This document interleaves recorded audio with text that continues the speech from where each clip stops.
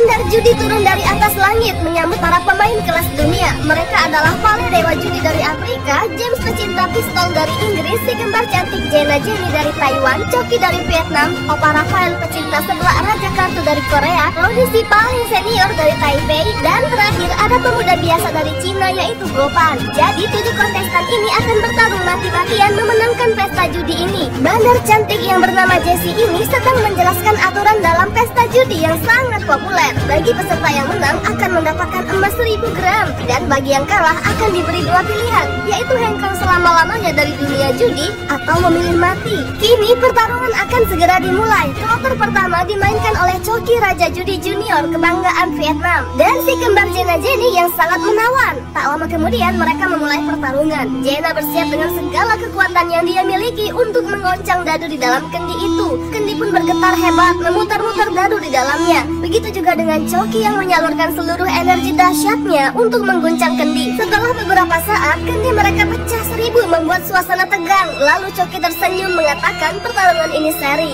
Tapi Jenny tidak yakin. Dia pun melihat untuk memastikan saja. Dan ternyata benar, si kembar mendapat 1 poin. Jadi pertarungan kloter pertama ini dimenangkan oleh si kembar. Lanjut kloter kedua antara Pale dan Opa Rafael. Tak disangka Rafael membawa seblak viral buatannya ke atas meja judi. Dia membuka gaplek dengan senyum-senyum sendiri, seperti mendapatkan sebuah keberuntungan. Mau tahu kelanjutannya? Kuis saksikan next part.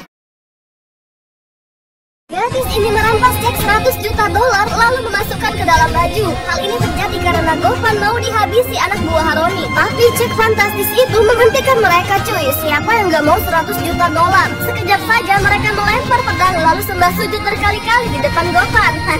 Kurang gede nih bayaran Roni. Gadis kepercayaan Roni pun terlena melihat cek sebesar itu. Dia benar-benar mengabaikan perintah bosnya demi cek 100 juta dolar. Sekarang nasib Govan dan pacarnya begitu menyedihkan. Elis begitu lemah karena kehilangan 100 juta dolar modal nikah mereka. Rasanya dia tak sanggup lagi berjalan di tengah hamparan padang pasir ini. Syukurnya mereka sudah tiba di markas judi. Sekarang babak semifinal akan segera dimulai. Tersisa 4 kandidat lagi. Mereka adalah Rafael, Roni, Govan, dan si kembar Jenna Jenny. Dan tentunya ditemani dengan bandar cantik satu ini. Dia menyuruh pelayan membagikan kartu undian untuk menentukan pasangan pemain. Nah guys, yang pertama main adalah si kembar Jenna Jenny akan bertarung dengan Roni dewa judi senior. Ketika Jenna menguncang kendi, Roni dapat menebaknya dengan benar. Selalu begitu. Bahkan untuk percobaan kedua kalinya. Hal ini membuat Jenna marah dan menantang Roni untuk memulai permainannya. Wow, gak nyangka banget 3 dadu itu tak henti-henti berputar. Jadi si kembar tidak bisa menebaknya. Alhasil babak ini dimenangkan oleh Roni cuy. Selanjutnya giliran Gopan dan Rafael untuk bertarung gaplek. Permainan mereka sangat unik karena menutup mata dengan kain hitam. Lalu satu kali hentakan tangan membuat dadu berterbangan. Kemudian Rafael mulai memilih dari sekian banyak gaplek itu. Begitu juga yang dilakukan oleh Gopan. Nah, kira-kira siapa ya pemenangnya? Kuis saksikan next part.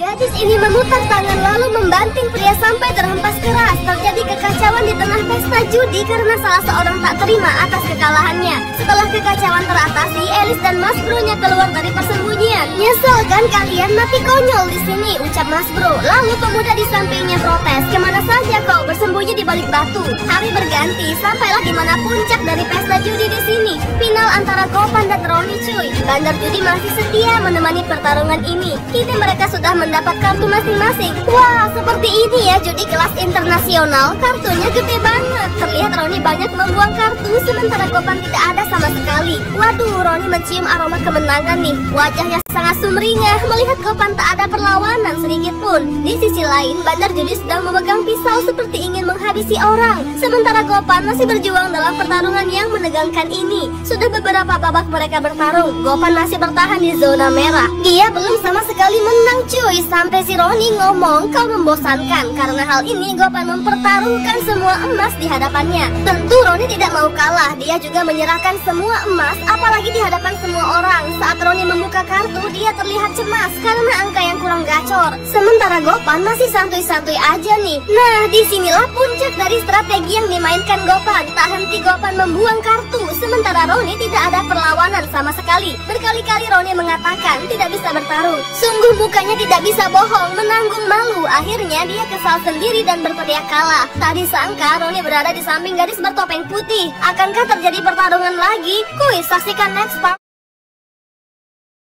Pria ini menggali tanah mencari emas dan sekejap saja dia mendapatkannya guys. Namun keberuntungannya secepat kilat karena dia tertangkap gadis Algojo dari markas. Lalu Alice menghampiri Mas Bro-nya yang tergelinding. Si Mas Bro manja kali guys, ditolongin adiknya malah menye-menye. Gak tahu calon adik iparnya lagi bertaruh nyawa dengan pistol. Kemudian James menodongkan pistol di kepalanya. Dia sedang bertaruh dengan Gopan guys. Untung saja James masih selamat. Ini giliran Gopan yang akan menembakkan pistol. Dia begitu takut-takut guys karena ini adalah pistol ajaib khusus judi. Salah perhitungan saja maka dia akan tertembak peluru mematikan. Nah guys, taruhan antara mereka ini terjadi karena ulah Mas Bro yang nemuin emas tadi. Jika Gopan berhasil memenangkan taruhan pistol, maka dia bisa membawa Mas Bro pulang. Saat dia akan melepas pelatuk pistol, tiba-tiba datang Eric mengambil pistol itu. Dia mengatakan, untuk apa satu kali?